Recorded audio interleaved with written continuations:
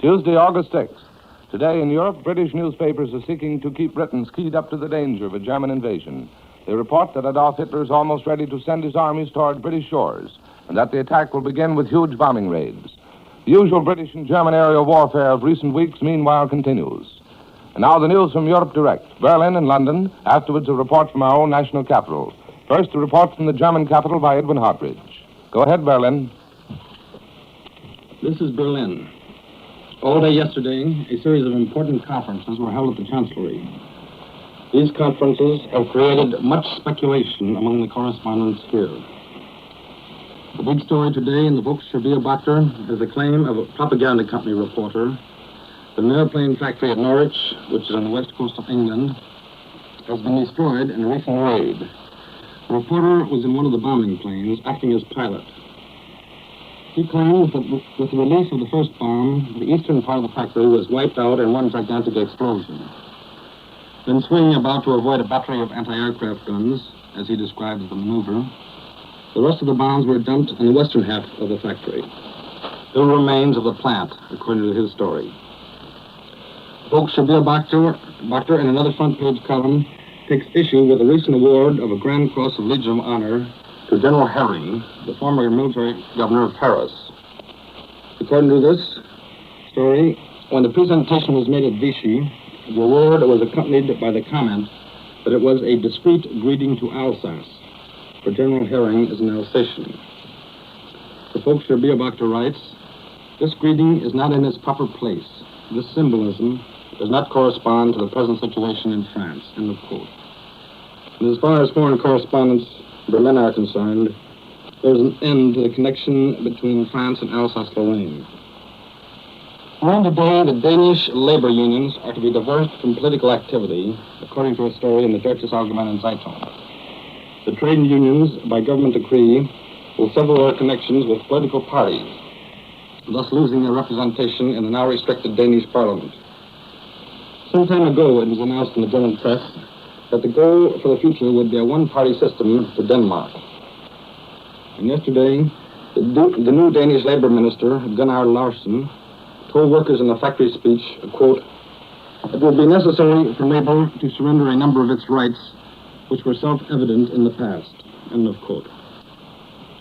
This seems to be another development of the new Europe that is being planned, provided that Germany succeeds in winning its war over the democracies.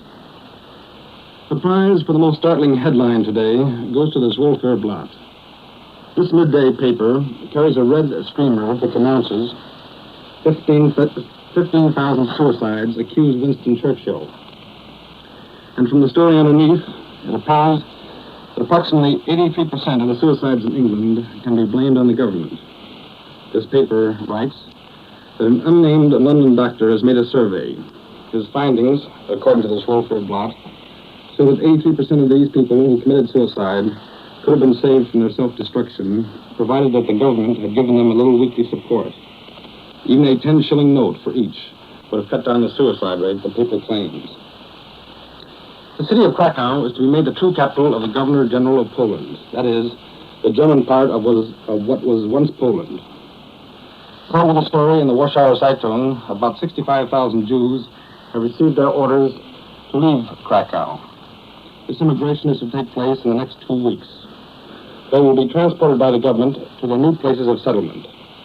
Krakow is a city of about 225,000 people, of which 29% are Jews. And this move is in line with the plan to Aryanize the new capital of the Governor-General of Poland. Last night, the German radio issued a warning to factories and plants not to hand over complete lists of field post numbers, that is, the addresses of German soldiers at the front.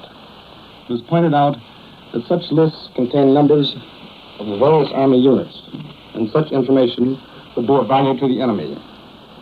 Only trustworthy persons are to be selected to collect the mail for soldiers at the front, and they will give individual field post numbers to those who want to send mail or packages, but no further details. This is Edwin Hartridge. I return you now to Columbia in New York.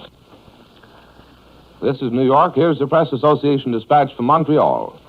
Montreal's French-Canadian mayor, Camille Houde, was imprisoned in an internment camp this morning, probably for the duration of the war. Houde issued a public statement against conscription last Friday and advised Montreal citizens to resist it. Immediately, there were demands for his arrest, and the internment order followed.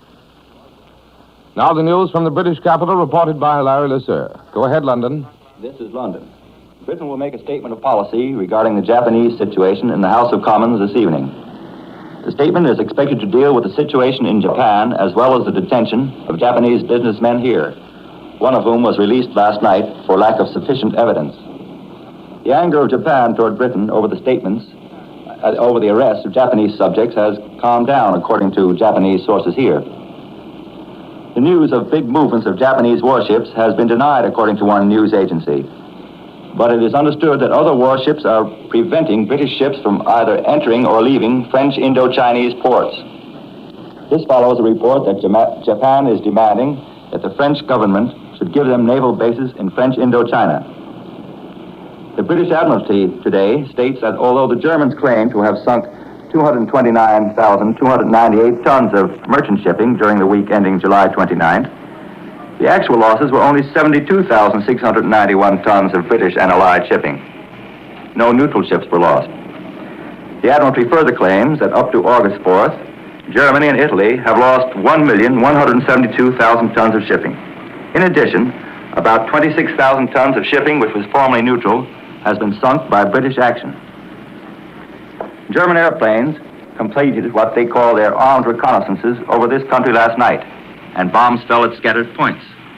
One German bomber was shot down in the sea this morning. The intelligence officers of the Royal Air Force now believe that the reorganization of the German Air Force is almost complete, and that the large-scale attacks will be launched before the fine weather ends. The Royal Air Force is preparing for a major attack on this country in the course of the next few days or within a fortnight, we are told. Observation flights over France and occupied territories have revealed that the Germans are hard at work repairing the damage which they wrought in the invasion of Belgium, Holland, and France. Railways, which were cut off by hundreds of blown-up bridges, are now beginning to run again. These British reconnaissance flights have revealed immense activity by the Germans in northern France. In the last 40 days, the Royal Air Force says it dropped some 33,400 bombs on German and occupied territories, while the Germans dropped only about 7,000 bombs on Britain. The Royal Air Force is convinced that the Germans have been flying over here almost solely to gain war experience and to reconnoiter the island. They believe that fleets of barges are being prepared in the seclusion of the Baltic, where the German invasion of Norway was prepared in secret. Furthermore, the stories we've heard that the Germans will employ gliders towed by transport planes are believed practical in British air circles. However, they think it's doubtful that the gliders would be used to carry troops. But loaded with food, ammunition, and guns, it's possible the gliders might be towed to a great height and released, with a single pilot left to glide them down on Britain. When the invasion day comes, the Royal Air Force believes that German night bombing may be abandoned, that the attack on Britain will be attempted in daylight by precision dive bombing. The Germans, it is said, believe night bombing to be inaccurate and unfair to civilians. The Royal Air Force claims its own night bombing is more accurate than the German efforts, because Britain has been at it for 10 months, beginning with the leaflet raids at the start of the war. The employment problem in Britain is still a problem, despite the increase in men joining the Army and the speed up in armaments production. Between June 17th and July 13th, unemployment increased by some 60,000 in Britain. The slump has hit women and juveniles particularly. These employment figures reflect the government's discouragement of the manufacture of luxury goods. The workers thrown out of jobs in these industries have not yet been absorbed into others. The collapse of France, the entry of Italy into the war, have hit the coal business very severely here. The only industries which absorbed men during the month were the building trades, public works, and distribution. We return you now to CBS in New York. That was Larry Lesseur reporting from London, and such is the news this morning from Europe. Today in Washington, the Senate is expected to give quick approval to the bill which gives President Roosevelt the authority to mobilize the National Guard and the Officers' Reserve Corps for extended training. Now here's the latest news direct from the national capital, reported by Albert Warner. We take you now to Washington. The Senate goes to work again today and probably votes upon the bill authorizing the President to call the National Guard into active service for a year. The Senate will be spurred by a speech last night by General George Marshall, Chief of Staff. He warned that further delay of the National Guard measure and of general conscription legislation would seriously endanger national defense. Senate approval of the National Guard bill is indicated, but the fight rages more fiercely over the bill for drafting for military service the 12 million men between the ages of 21 and 31.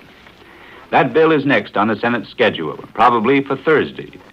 The opposition will concentrate on an amendment providing for a test of a voluntary enlistment program. The House Military Affairs Committee considers the conscription bill today in private session. And today, the House Ways and Means Committee, acting in consultation with administration officials, may give indication of the form which the new taxation measure will take. That is the emergency tax bill, the parallel of military training measures, for it would draft and take over for the government excess profits. But it would also speed industrial cooperation in the defense program by allowing swifter amortization of investments made for plant expansion for defense purposes. Coming to the front in a growing public issue here at Washington is the idea of some kind of a trade, a swap, in order to smooth the way for making 50 American destroyers available to Great Britain. Those 50 destroyers, General Pershing said, may save the British fleet and save us from danger. Senator Pittman, chairman of the Senate Foreign Relations Committee, makes one proposal of a trade. He suggests that American destroyers be exchanged for a few British battleships. It is a proposal that must bring a response in London before it will go much further than the confines of Mr. Pittman's office. What Britain would think of sacrificing a battleship, even for a handful of valuable destroyers, is not yet recorded. Senator Pittman's argument is that the battleships at present are just a liability to Britain. They hide far away, he says, from the narrow seas between Britain and the continent to escape the triple threat of airplanes, torpedo boats, and submarines. Pittman adds, apparently the battleships are not of practical use in the North Sea battles. They seem to be a liability. They are certainly a responsibility. They may be blown up at their moorings. These battleships would be safer, anchored in the St. Lawrence. Great Britain would then have a safe asset that would justify many sacrifices on the part of the United States. So speaks the senator, warning that the British fleet might have to be surrendered at some time to Hitler, along with the destroyers. Pittman argues that if a trade of battleships for American destroyers could be made, legal difficulties might also be overcome, and there might be no violation of international law.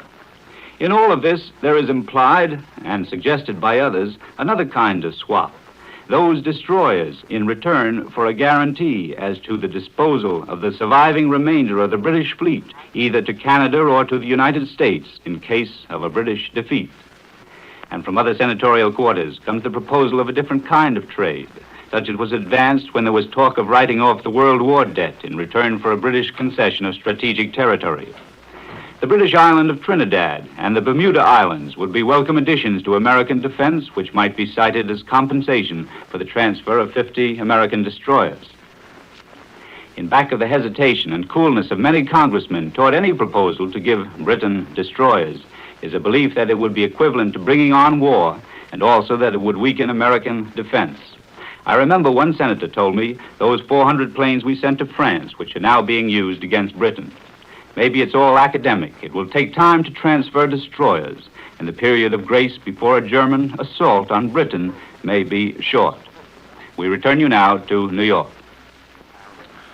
Here's the latest news from the Far East. In Tokyo, Japanese Army authorities have announced the arrest of 7 executives of the Japanese Salvation Army. The charge is suspicion of sabotage. And with this news, we conclude this morning's report of national and international developments. Edwin Hartridge reported from Berlin, Larry Lasser reported from London, and Albert Warner, whom you just heard, reporting from Washington. Larry Elliott speaking. This is the Columbia Broadcasting System.